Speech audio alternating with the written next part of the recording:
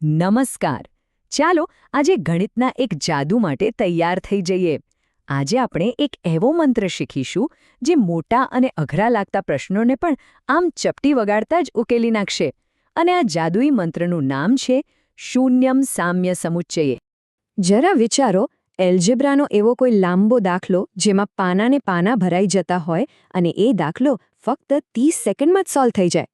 સાંભળવામાં થોડું અશક્ય જેવું લાગે છે, ખરું ને? પણ ચાલો આજે આપણે એ શક્યને જ શક્ય બનાવીએ. તો આ જાદુ પાછળનું રહસ્ય છે શું? આનો જવાબ છુપાયેલો છે આપણા પ્રાચીન જ્ઞાનમાં, વૈદિક ગણિતમાં.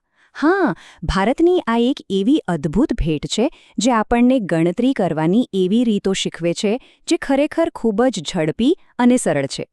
તો ચાલો આ રહસ્યમય દુનિયામાં થોડા ઊંડા ઉતરીએ. સૌથી પહેલાં તો એ સમજીએ કે આ વૈદિક ગણિત છે શું.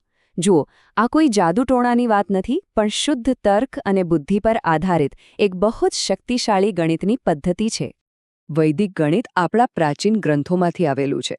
એવું સમજો કે આપણી પાસે 16 સુપર પાવરવાળા ગાણિતિક ટૂલ્સ છે.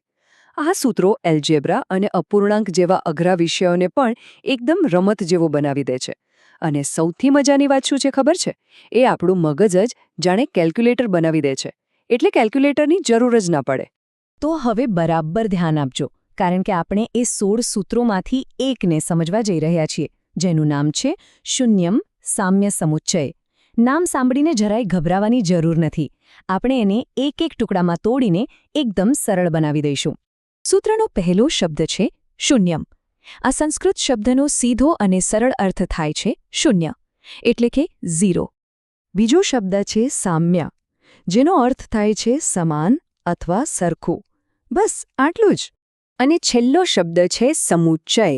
સમુચ્ચય એટલે કુલ સરવાળો અથવા તો ટોટલ. અને હવે એ જાદુઈ ક્ષણ, જ્યારે આપણે આ ત્રણેય શબ્દોને ભેગા કરીએ ને, ત્યારે એક સુવર્ણ નિયમ બને છે.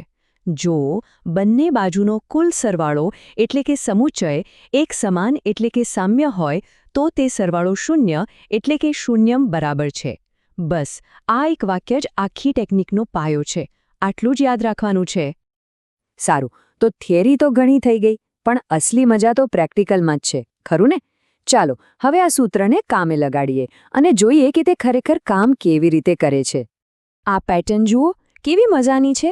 પહેલા ઉદાહરણમાં જુઓ, અંશ અને છેદમાં x સાથે જે આંકડા છે, એટલે કે 5 અને 9, એ જ આંકડા બરાબરની બીજી બાજુએ છે. આ એકદમ સ્પષ્ટ સંકેત છે. આ જોતાં જ કોઈપણ ગણતરી વગર સીધો જવાબ શું આવે ખબર છે? x બરાબર 0. બસ. બીજા ઉદાહરણમાં પણ એવું જ છે. x વત્તા 7 છેદમાં x વત્તા 11 બરાબર 7/11. જવાબ બિલકુલ સાચું, x બરાબર 0. છે ને એકદમ સરળ? આ તો બહુ સહેલું હતું, નહીં? પણ દરેક વખતે બધું આટલું સરળ થોડું હોય. જો પેટર્ન આટલી સીધી સાદી ન દેખાતી હોય તો શું? ચાલો હવે એક એડવાન્સ ઉદાહરણ લઈએ અને આપણા મગજને થોડી કસરત કરાવીએ. પણ ચિંતા ના કરતા, નિયમ તો એ જ રહેશે. ચાલો આને ઉકેલીએ.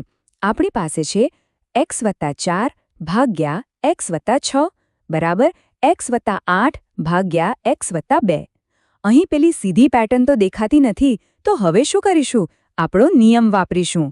સ્ટેપ 1, ડાબી બાજુના ઉપર અને નીચેના પદનો સરવાળો કરીએ. x વત્તા 4 વત્તા x વત્તા 6. શું થયું? 2x વત્તા 10 બરાબર. હવે સ્ટેપ 2, જમણી બાજુ પણ એવું જ કરીએ. x વત્તા 8 વત્તા x વત્તા 2. જવાબ આવ્યો 2x વત્તા 10. અરે વાહ, જોયું? બંને બાજુનો સરવાળો એટલે કે સમુચ્ચય એકદમ સમાન એટલે કે સામ્ય છે. તો હવે તો કામ એકદમ સહેલું. બસ આ સરવાળાને શૂન્યની બરાબર મૂકી દો. 2x વત્તા 10 બરાબર 0 અને થોડી જ સેકન્ડમાં જવાબ હાજર, x બરાબર -5. કોઈ લાંબી ચોકડી ગુણાકારની માથાકૂટ વગર જ જવાબ મળી ગયો. તો આપણે આ સરસ મજાની યુક્તિ શીખી લીધી. પણ સવાલ એ છે કે આનું મહત્વ શું છે? આ ફક્ત એક ગણિતની રમત નથી. આ તો મગજ માટે એક સુપરપાવર જેવું છે, જે આપણો સમય બચાવે છે અને આપણી માનસિક શક્તિને એક અલગ જ લેવલ પર લઈ જાય છે. આ સૂત્રનો સૌથી મોટો ફાયદો શું? વીજળીની ઝડપે જવાબ મળે. ખાસ કરીને સ્પર્ધાત્મક પરીક્ષાઓમાં, જ્યાં એક સેકન્ડ કિંમતી હોય છે, ત્યાં આ પદ્ધતિ આપણને બીજાઓ કરતાં ઘણા આગળ રાખી શકે છે.